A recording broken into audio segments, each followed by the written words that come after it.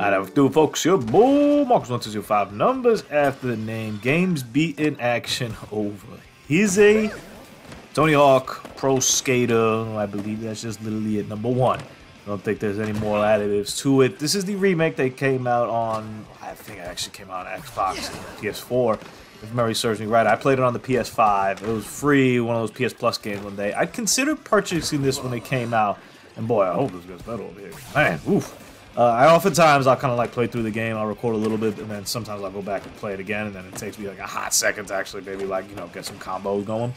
I thought about purchasing when it came out. I played the Underground games. I played Underground 1 and Underground 2 and American Wasteland.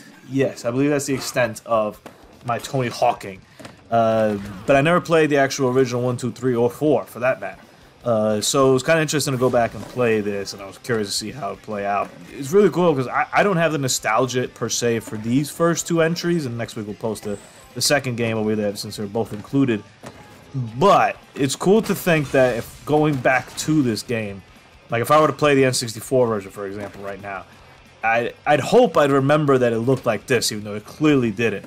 It's one of those cool things that you have in remakes and just nostalgia, and when you go back and play a game that's being remade, and you're like, when it's done well, when a remake's done really well, it's like, this is what I remember this game looking like, this is what I remember this game playing like. And then you actually go play it, and it's like, oh, hell no, this don't actually look like anything involving this kind of stuff. So, I didn't have that nostalgia feel for Tony Hawk with Pro Skater, the original. But going back to it, it's a very cool and very clean package, and if you get it, obviously free on PS Plus, but it's definitely worth the price of admission as well. And it's pretty arcadey, it's fun, you know, it doesn't have the story beats that the Underground one does, but it does have the gameplay, and it's still fire.